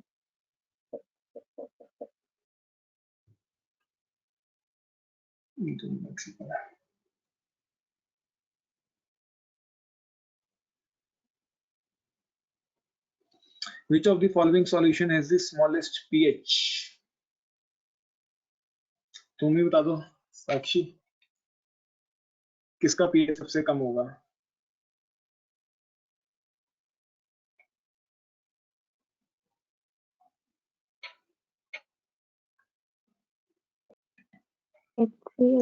क्या लगता है? सी या देखो, डी पार्ट। सी या डी पार्ट, क्यों?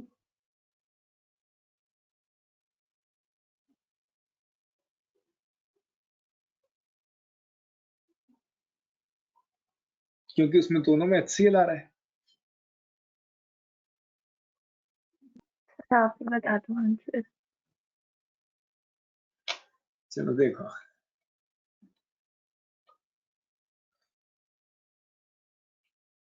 इसके अंदर ना सबसे पहले तो मोल्स निकालो H प्लस के, किसी भी तरीके से H प्लस की कंसंट्रेशन निकाल लेते हैं जिसमें H प्लस की कंसंट्रेशन मिनिमम आएगी।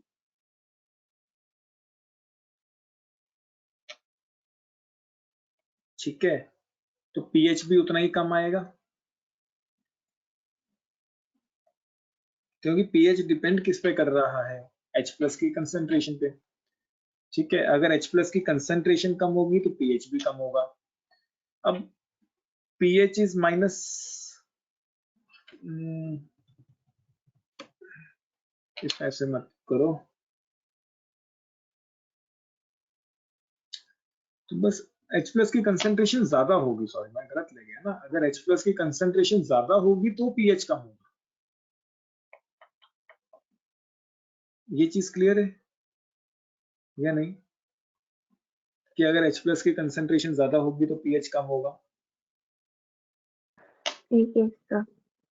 pH is minus log of H plus, negative लगा है साथ में, तो अगर H प्लस की कंसंट्रेशन ज्यादा होगी तो pH कम होता जाएगा। तो बस हमने ये देखना था कि H प्लस की कंसंट्रेशन ज्यादा किस में है। तो पहला ऑप्शन है अपने पास 500 सेंटीमीटर क्यूब। सेंटीमीटर क्यूब को तो पहले लीटर में कन्वर्ट कर लो, यहाँ पे यूनिट्स का भी खेल है, बाकियों में डेसीमीटर क्यूब दिया हुआ है, यहाँ सेंटीमीटर क्यूब दिया हुआ है। तो जब तुम सेंटीमीटर क्यूब को लीटर में कन्वर्ट करोगे, this will be 0.5 litre. 0.2 moles decimetre cube is litre. ठीक है, मोल पर लीटर, डेसीमीटर क्यूब लीटर के बराबर होता है, डेसीमीटर क्यूब लीटर के बराबर होता है। तो जहां जहां डेसीमीटर क्यूब है मैंने वहां वहां लीटर लिख देना है, और 1 सेंटीमीटर क्यूब इज 10⁻³ लीटर। तो मैंने सेंटीमीटर क्यूब को भी लीटर में कन्वर्ट कर दिया, डेसीमीटर क्यूब को भी लीटर में लिख लिया है।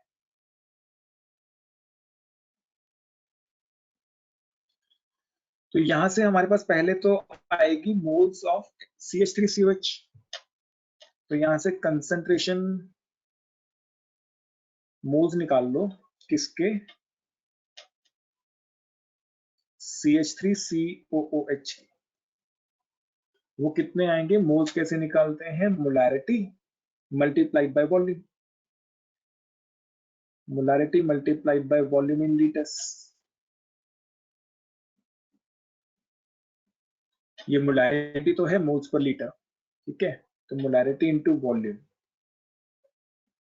0.01। तो जितना एसिटिक एसिड लोगे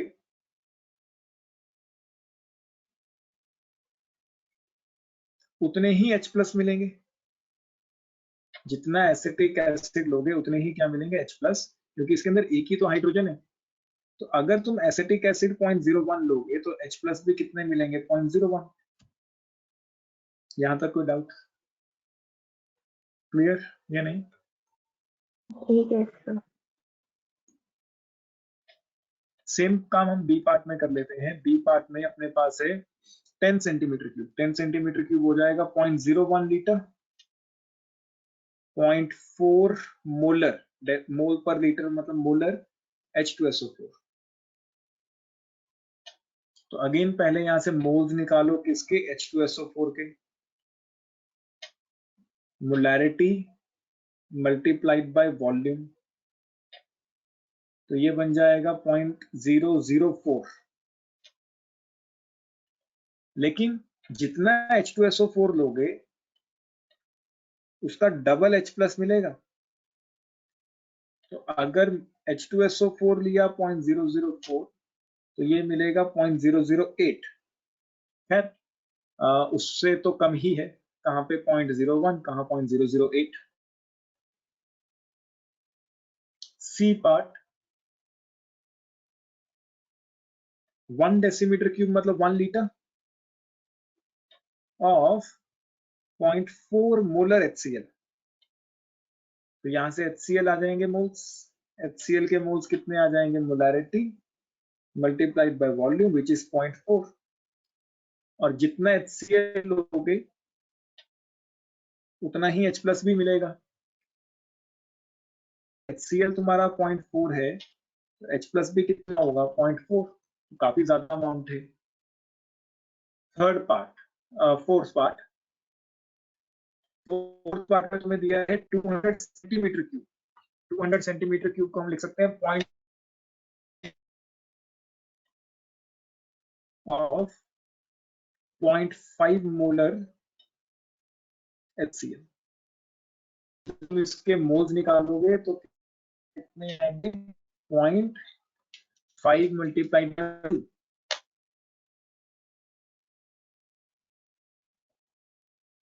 0.25 0.1। एंड जितने HCl लोगे उतना ही क्या मिलेगा? H+ भी मिलेगा। होगा तो सबसे ज्यादा H+ किसमें आ रहा है? देखो सी ऑप्शन में। तो इसकी pH भी सबसे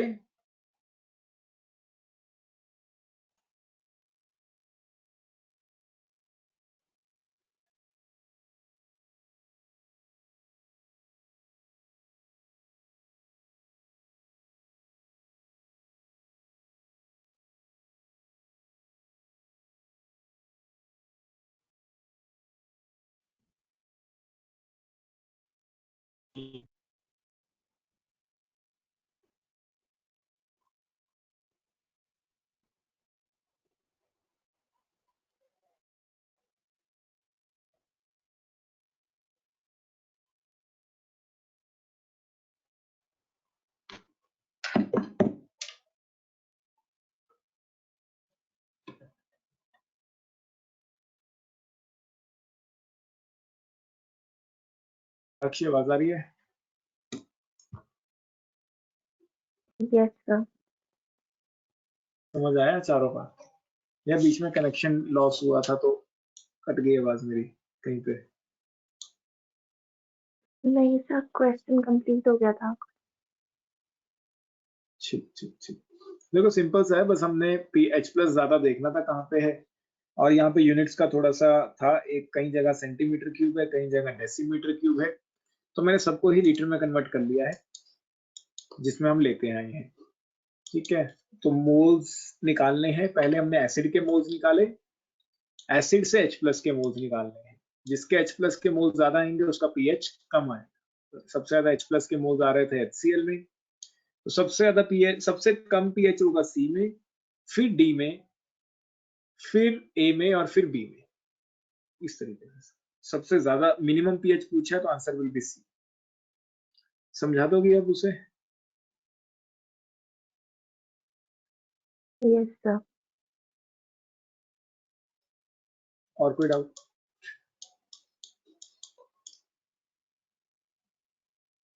नो सर। ठीक है साक्षी, फिर कल करते हैं बाकी का काम। कल मैं तुम्हें वो असाइनमेंट भी, वैसे मैंने ग्रुप में फॉरवर्ड कर दी थी एक असाइनमेंट कल, तुम भी हुई ग्रुप में तो देख लेना एक बार। उसके भी क्वेश्चन होंगे नहीं तुमसे, अभी पीछे हो काफी, तो फिर देखते हैं जैसे ही होने लायक होगा मैं तुम्हें बता दूंगा। ठीक है, एक बार एल्केन्स खत्म कर लेते हैं फिर इकट्ठे क्वेश्चन कर लेंगे इसके। सर तो वो असाइनमेंट अभी नहीं करनी है? मैं तो बता देता हूँ कि कौन कौन से क्वेश्चंस तुम कर सकती हो, उसमें से चेक कर लेते हैं।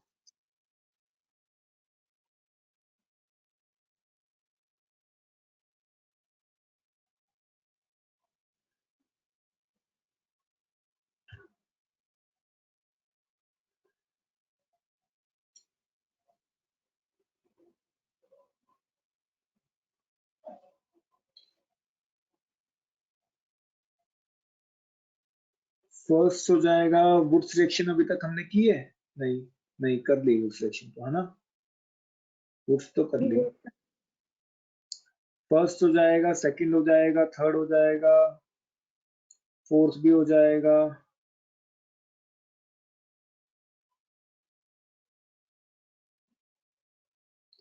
जो जो नहीं होगा वो लिख लो।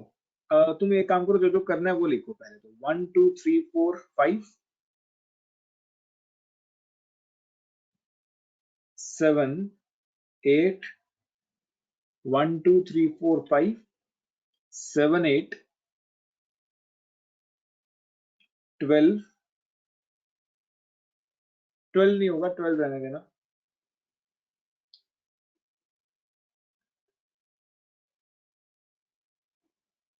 बस अभी इतने ही होंगे साक्षी। 1 2 3 4 5 7 8।